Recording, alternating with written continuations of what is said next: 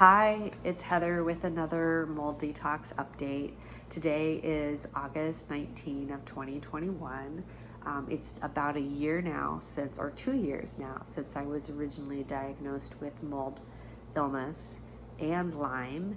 And then back in 2019, I went and I got a blood test at my regular clinic and it did not show Lyme.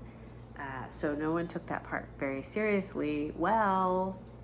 With all the new lab work that I've had done, it turns out I actually do, and I have Bartonella and a bunch of other viruses and co-infections. I have an EBV flare-up. I definitely have mold biotoxin illness, a lot of neurological and visual issues, and small intestinal bacterial overgrowth, as well as candida. I'm just laying it all out there. Who cares about HIPAA? This is my story. So and heavy metals, and it's the same heavy metals. I may have mentioned this in a previous video. It's the same heavy metals that I had 9 or 10 years ago, which makes me sort of have to come to the conclusion that it's in the environment. So it's in Pittsburgh, and because I've got all these other things going on, I'm just not able to handle living in Pittsburgh, like actually physically. I guess that might be the conclusion I can make. So I moved to a new apartment, beautiful, light all day long, and it's so quiet. Unfortunately, in the first day, we noticed there were some bubbling of the paint in the bathroom that I had not seen when I toured the place. And there was this really loud internal water leaking sound from somebody else's bathroom. I've asked the landlord, it's the 19th, okay? I asked the landlord on day 2 to address this, like the second I heard it, and nothing has happened. So I think my next step, I don't really know what to do. I slept on it and I was like, you know what, I'm gonna still move in. What else can I do? I have to get my stuff out of storage and move it all in. And so I did that, got a job. The job has created all kinds of like migraines and brain fog and panic attacks. It's been a train wreck since moving in here. And at the same time, I love the light and I love the quiet. And I got started on my new protocol, which I will show you is not 1 week's worth of pills, but 2, because there are so many pills. Plus I'm also doing this like pellet stuff with every meal. I think it might be an antiviral. And then an oil, and it's just this amount of oil every morning. So that's not too overwhelming, except it tastes really nasty. Started dropping weight, but I've also got the headaches and the brain fog back. I think my plan for the apartment is to do the dust test like I did at the last one and let the test tell me what's here. And I have to wait 3 weeks. So I'm about at 3 weeks. I'll probably order the kit this weekend and then get the kit and send it off. And then if that comes back with bad news for me and my process, I will have to leave. And I'll probably leave my stuff here and just go, you know.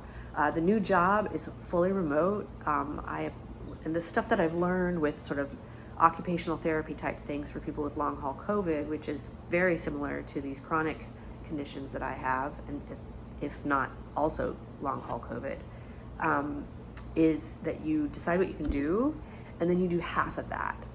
So I was going after a 20-hour-a-week job. I was looking for primarily remote, but I was open to remote hybrid,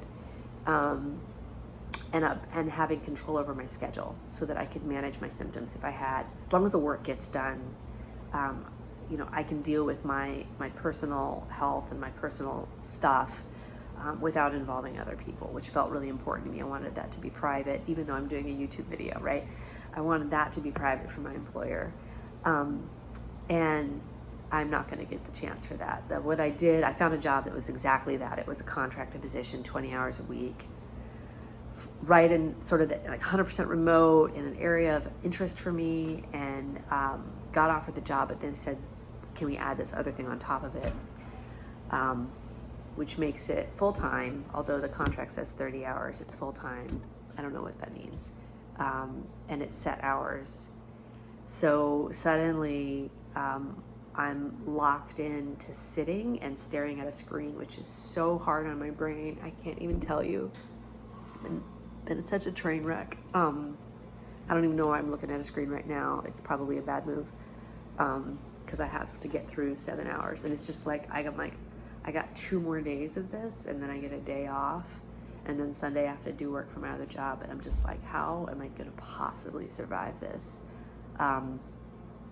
My coach told me to work for a month, that I'd been out of work for a while, and I should kind of push through it, which that might be right, but it sounds really wrong to me when, I've spent all my years pushing my body past its limits, and it's just like, I don't want to do that anymore. If my body is saying, hey, I am in pain, hey, like, this is too hard, like, I want to be the kind of collaborator with my body and say, okay, like, let's take a break. So,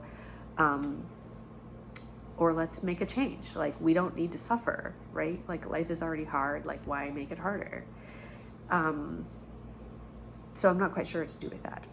So there's the work piece that's going to have to get modified somehow. Like, I'm going to either have to do it internally, or I'm going to have to get my employer involved, which is exactly what I didn't want to do. And then there's the living situation, which I think will unfold over the next couple of weeks.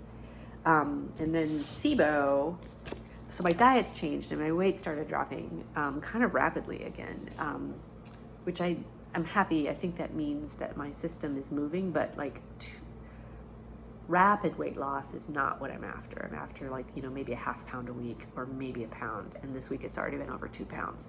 So I'm gonna have to figure out how to eat more, eat in a way that slows that down or something. I'm not quite sure.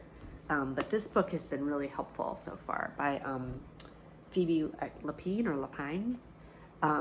It's got recipes, and it also has explains different kinds of SIBO. I have the kind that's hardest to get at, of course, because that seems to be my life.